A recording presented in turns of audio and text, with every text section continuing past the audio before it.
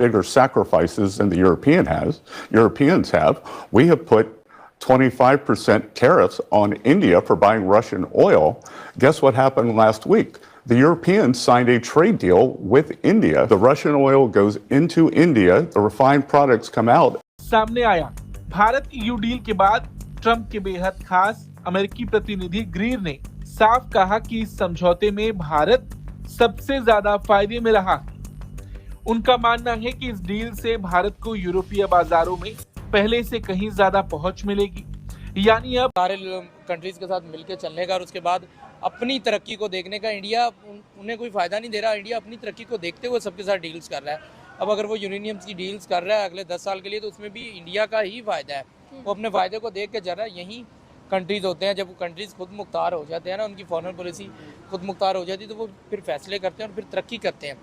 भारत अब middle powers की तर्जुमानी करते हैं कि आपको अब आपस में बैठना होगा और फैसला करना होगा। आपको याद होगा कि नॉन अलाइंड मूवमेंट बनी थी, वो इस वजह से थी कि there were two blocs, Soviet bloc and American bloc. तो लिहाजा उन्होंने कहा कि हम ना आपके साथ हैं ना आपके साथ हैं, हम जो है नॉन अलाइंड मूवमेंट की तरफ। वो चला एक अर्सा। कल या परसों की अनाउंसमेंट है कि वो प्रेसिडेंट ट्रंप ने अबेयंस में रख दिया है वो जो 1 फरवरी से लागू होने थे टैरिफ्स यूरोपियन यूनियन के 10 कंट्रीज में, उसको ट्रंप ने अभी स्थगित कर दिया। तो दोनों तरफ से कि इंडिया जहाँ तक उनका अंदरूनी मामला है, ये तो जो कत्ल हुआ था वो तो एक डिफरेंट चीज़ है, लेकिन इसी तरह ये अब चाइना इंडिया जो है वो जो कनाडा के साथ कर रहा है, तो इसी तरह चाइना की भी उनके साथ हो रही है।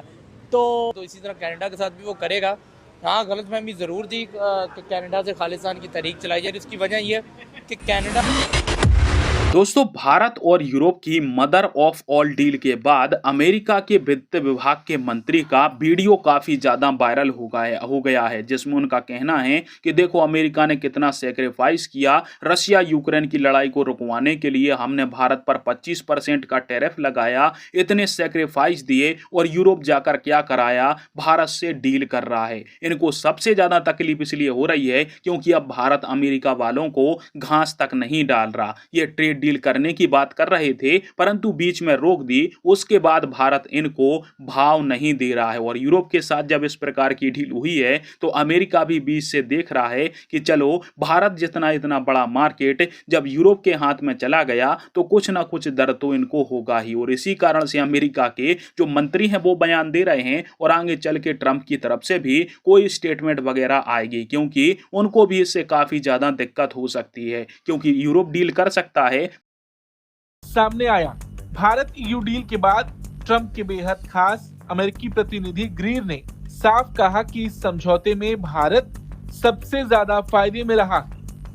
उनका मानना है कि इस डील से भारत को यूरोपीय बाजारों में पहले से कहीं ज्यादा पहुंच मिलेगी, यानी अब भारतीय कंपनियां और प्रोडक्ट यूरोप में आसानी से बिक पाएंगे। इतना ही नहीं, ग्रीर ने यह भी माना कि इस समझौते से भारतीय नागरिकों के लिए यूरोप में काम करने और बसने के मौके बढ़े। मिडिल पावर्स की तर्जुमानी करते हैं कि आपको अब आपस में बैठना होगा और फैसला करना होगा। आपको याद होगा कि नॉन अलाइंड मूवमेंट बनी थी, वो इस वजह से थी कि there were two blocs, Soviet bloc and American bloc. तो लिहाजा उन्होंने कहा कि हम ना आपके साथ हैं ना आपके साथ हैं, हम जो है नॉन अलाइंड मूवमेंट की तरफ। वो चला एक अर्सा तक चला। आज आप देख रहे हैं नॉन अलाइंड मूवमेंट जो है इट इज़ ऑलमोस्ट डेड।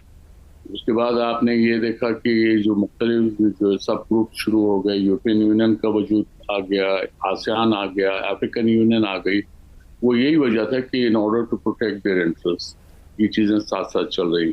अब जो इस तरह की सूरत हाल है उसका वो ट्रंप स्पेसिफिक है।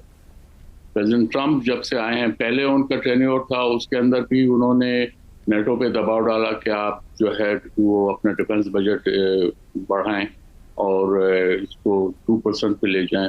अब बाज़ ममालिक में तो उसको 4 to 5% भी ले गए, इंक्लूडिंग जर्मनी।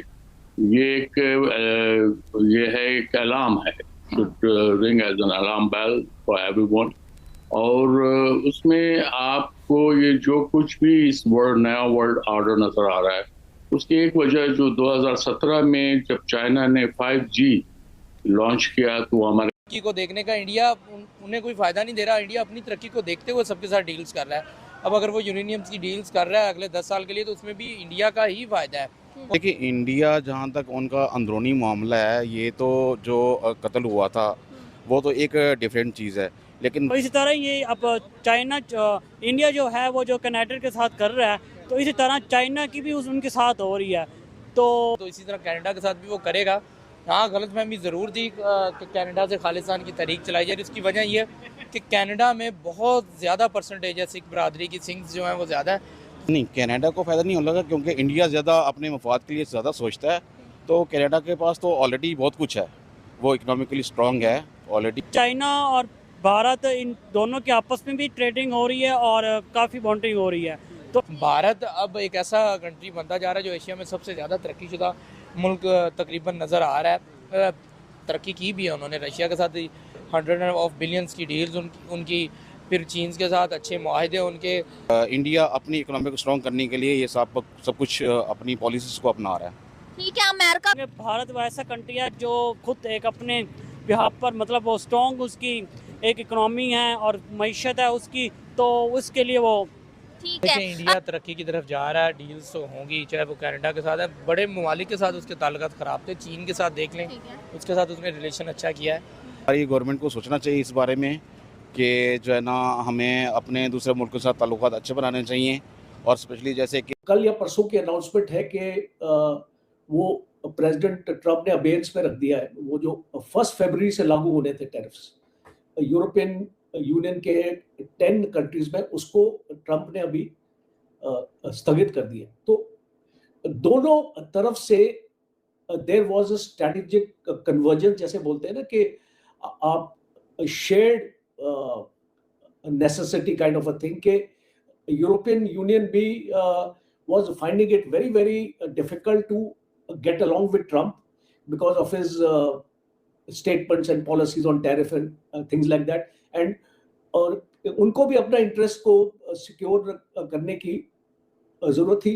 चाइना के ऊपर ज्यादा इंटरडिपेंडेंस वो अपना नहीं करना चाहते थे। रशिया के साथ वो जा नहीं सकते बिकॉज ऑफ एडवर्सरियल रिलेशंस।